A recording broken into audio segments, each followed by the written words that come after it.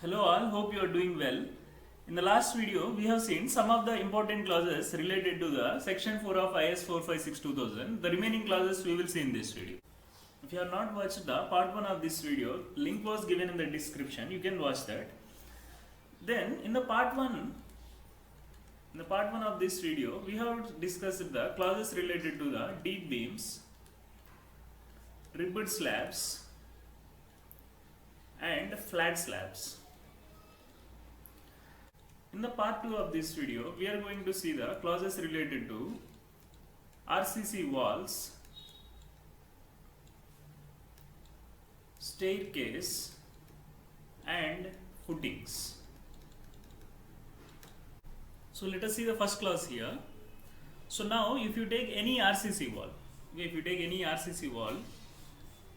which may be constructed like this.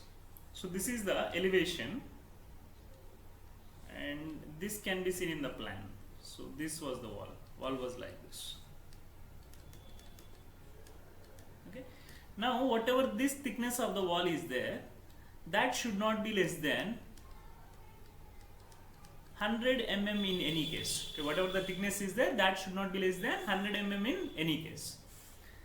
So that is the first clause. Then next clause is, suppose this is the center line of the wall. Okay, this is the center line of the wall. Now whenever the load is applied, it may not be applied exactly at the center always. Okay, load may not be applied exactly along the center line like this. Instead, the load may be applied with some eccentricity. Okay, the load may be applied with some eccentricity. So load may be here, suppose.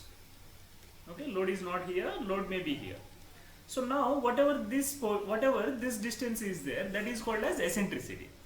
Now while designing a wall, we have to consider actual eccentricity. Okay, we have to consider the actual eccentricity, and that actual eccentricity should not be less than 0.05 times of thickness. Okay, whatever the eccentricity you consider, that should not be less than 0.05 times of the thickness. So that is the second clause here. Then if you see the effective height of the wall, okay, this is not the effective height, this is actually unsupported length. Okay, here it is the unsupported length, unsupported height I mean. Okay, what is effective height of the wall, that we will see in the next class. But the ratio of effective height to thickness, okay, ratio of effective height to thickness, that means slenderness ratio. So this slenderness ratio of RCC wall shall not exceed 30. That means in no case it should not be more than 30. So what is the maximum slenderness ratio of the RCC wall? 30. What is the maximum ratio of effective height to thickness of the wall? 30. The next clause is clause number 32.2.4. So before discussing this clause, let us see what is HW and LW here. Okay. Now there is an RCC wall like this. This is the elevation of the wall, suppose. Okay, this is what? Elevation. Okay, now this is one floor here and this is another floor. So this floor to floor unsupported length, okay, this floor to floor unsupported length, that is called as HW. Okay, so HW means floor to floor unsupported length. Then what is LW is, so here this is the wall, this is the plan of the wall, suppose, and here there are intersecting walls like this. There are intersecting walls like this. Now the center to center distance, okay, the center to center distance between the center to center distance of the intersecting walls or lateral walls, that is called as LW. Hope you understand what is HW and what is LW. So now let us see what is the effective height of the braced wall. Braced wall means whatever the wall is has the cross walls. Okay, suppose a wall is there and if it is constructed along with the cross walls like this, then it is called as a braced wall. Now when the braced wall is restrained against rotation at both the ends, okay, when the braced wall is restrained against rotation at both the ends by the floors, okay, that means rotation against restraint is done by the floors like this. Okay, then you have to take the effective height as 0.75 HW. Already I told you what is HW. So 0.75 HW is taken as the effective height if the wall is restrained against both the ends by the floors. Suppose if the wall is restrained by the intersecting walls. Okay, that means restraint is done here. Here there is no restraint, and here there is restraint against rotation at both the ends like this. Now in this case it has to be taken like 0.75 LW. Suppose if it is restrained both by floors as well as intersecting walls, then you have to take whichever is less.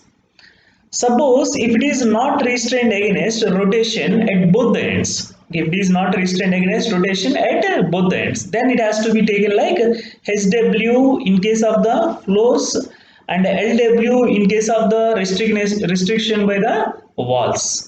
So again we have to take whichever is less here also. That means if both the cases are there, we have to take whichever is less. Then next class is related to critical section for the maximum shear. Okay, critical section for the maximum shear. So now suppose this is the elevation of the wall again, and this is the base of the wall. So this critical section for the shear that lies at a distance of 0.5 HW or 0.5 LW, whichever is less. Okay, so whatever is the less value among these two things, at that distance from the base, the critical section for the shear will be located. Then whatever the nominal shear stress you calculate at this point, okay, whatever the nominal shear stress you calculate at this point, that is tau VW, that should not exceed 0.7 FCK, that should not exceed 0.17 FCK in case of the limit state method, and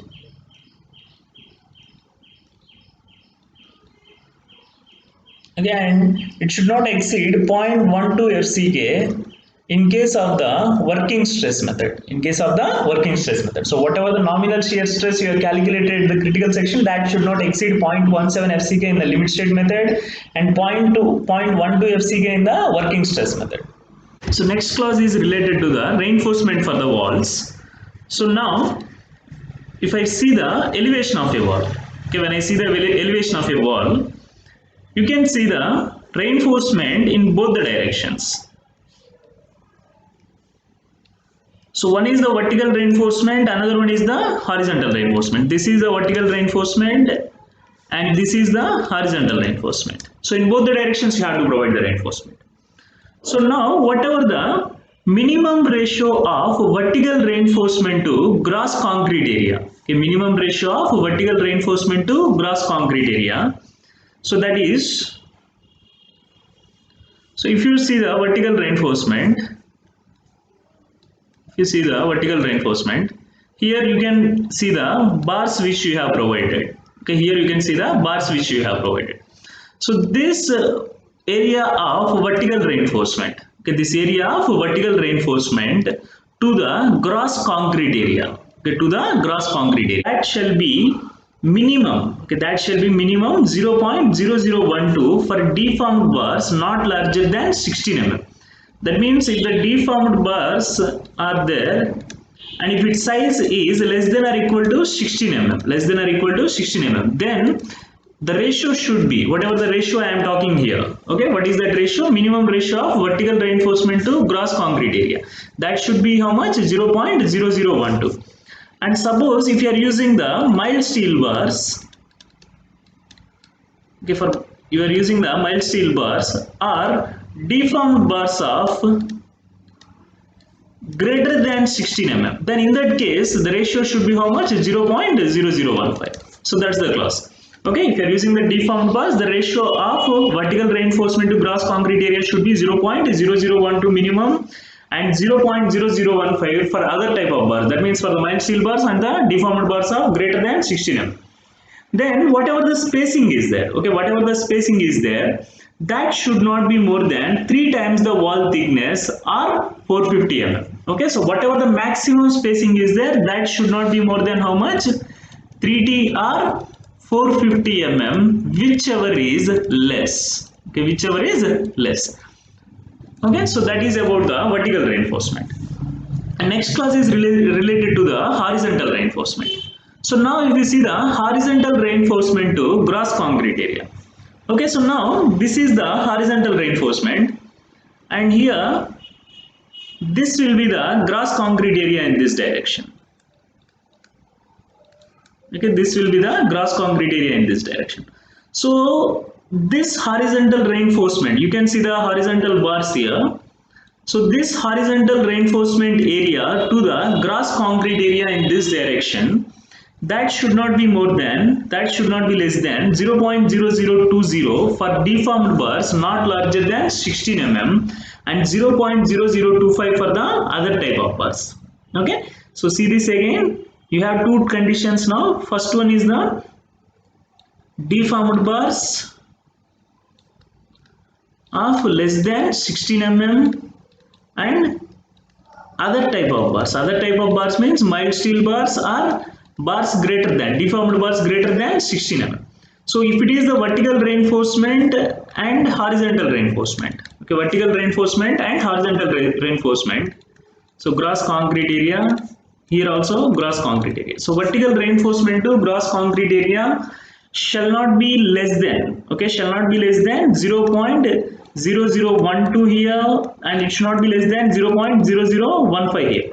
But if you see the horizontal reinforcement to gross cross sectional area, then in that case it should not be less than 0.0020 if you are using the deformed bars of less than 16 mm, less than or equal to, of course, and it should not be less than 0.0025 if you are using the other type of bars. Okay, so that's about the reinforcement in the walls. This clause is related to the effective span of the stairs without the stringer beams. So first let us see what is a stringer beam. Now this portion is called as going here. Okay, this projection of flight is called as going, and these two portions are called as landing. Okay, so now this is the longitudinal direction here. Sometimes what we do is, in the longitudinal direction we arrange a beam like this. Okay, that means below the stairs we arrange a beam like this in the longitudinal direction. That beam is called as a stringer beam. Okay, so the beam which is arranged in the longitudinal direction to support the stairs, that is called as a stringer beam. So now whatever the case I am discussing, that is without the stringer beams. Okay, so let us see that. Okay, so now this is landing 1 here, and this is landing 2, and this is the going. Okay, this is the going. So here, to calculate the effective span of the stairs, totally 4 conditions are there. Okay, totally 4 conditions are there. So in the first case, what is this capital X and capital Y represents is, they represents half of the landing width. So this is the total landing here. So X represent half of the landing width here, Y represent half of the landing width here. So now if the X and Y values are less than 1 meter, okay, X and Y values are less than 1 meter, then directly span is calculated as G plus X plus Y. Okay, that means suppose X is 0.5 meter, okay, X is 0.5 meter, Y is 0.5 meter, and whatever this going is there, that is 2 meters, let us say. Okay, that is 2 meters. So directly we will take it as 2 plus 0.5 plus 0.5, that will be 3 meters. Okay, like that we will do. Now suppose if the X is less than 1 meter and Y is greater than 1 meter, okay, X is less than 1 meter and Y is greater than 1 meter, then what we have to do? We have to take X as X only, but Y should be taken as 1 meter. So the point is, maximum value of X is how much? Okay, maximum value of X and Y are how much? 1 meter. So even if it is greater than 1 meter, it has to be taken as 1 meter only. According to that, we have to calculate the span in meters. So this is applicable without the stringer beam. Suppose if the stringer beams are there, then whatever the effective span of the stringer beam is there, that will be the effective span of the stairs also. The next class is related to the footings here.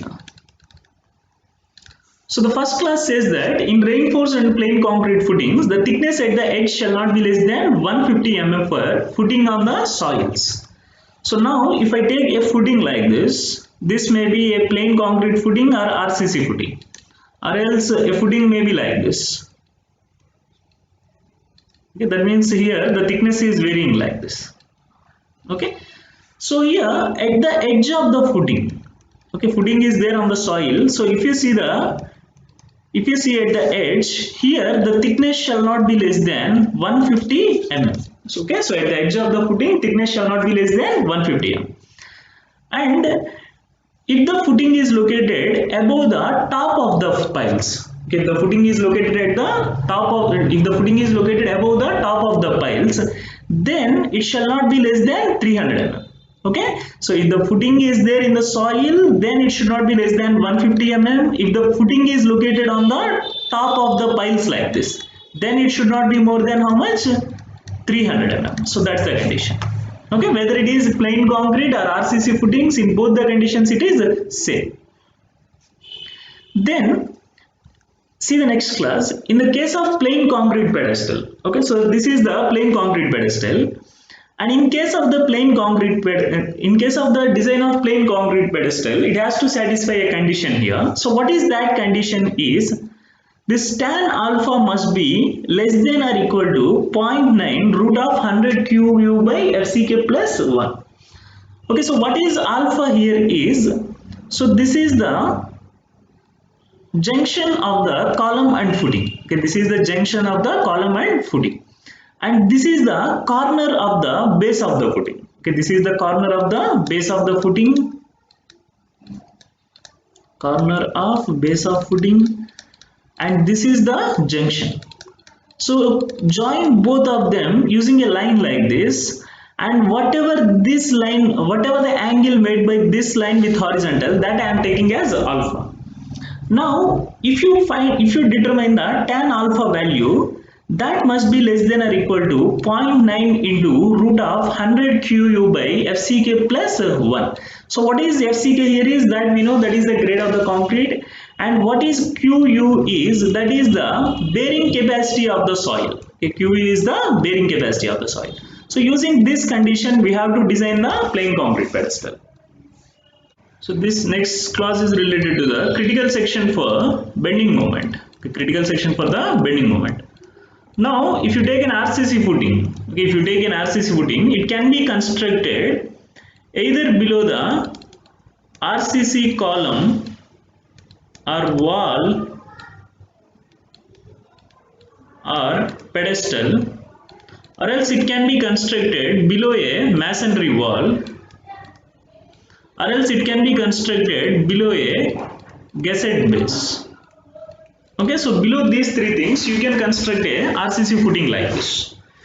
Suppose if you construct the RCC footing below the RCC column or wall or pedestal, then critical section for the moment will be at the face of the column or face of the wall or face of the pedestal. So if this is of any RCC component, like column or wall or pedestal, then critical section will be directly at the face here. Suppose if this is the masonry wall here. So now critical section lies at the halfway of the center of the masonry wall to the outer edge here, Suppose this is the inner edge and this is the outer edge. Okay, so if the footing is constructed below the masonry wall, then critical section for the moment will be at halfway of the central line and outer edge. Then suppose if the RCC footing is there under a gusset base like this, okay, okay, this is the face of the column here. Okay, this is the face of the column. And this is the edge of the gusset base. Okay, this is the edge of the gusset base. Okay, so now your critical section lies at the halfway of the face of the column and the edge of the gusset base like this. So exactly at the center it will be like this. So these are the three cases for the calculation of greatest bending moment. Next class is related to the arrangement of reinforcement in the two-way rectangular footings. Okay, two-way rectangular footings. So let us see that. So now, if you take the footing like this, this is the reinforcement provided in the longer direction, and this is the reinforcement provided in the shorter direction. Okay, this is the reinforcement provided in the shorter direction. Okay, now whatever the reinforcement is there in the longer direction, that has to distributed uniformly. Okay, that has to be distributed uniformly. But when you are providing the reinforcement in the shorter direction, when you have to provide the reinforcement in the shorter direction, what we have to do is we have to select a central band. Okay, we have to select the central band, and this central band width should be equal to B here. That means whatever the short span is there, and that will be the length of the central band here. Okay, so in this central band, okay, so reinforcement in the central band width to total reinforcement in the shorter direction. Okay, reinforcement in the central bandwidth. This reinforcement in the central bandwidth to reinforcement in the total shorter direction. That should be equal to how much? 2 by beta plus 1. Okay, that should be equal to 2 by beta plus 1. What is beta here equal to? Beta equal to larger dimension of footing. Beta equal to larger dimension of footing to the shorter dimension of the footing.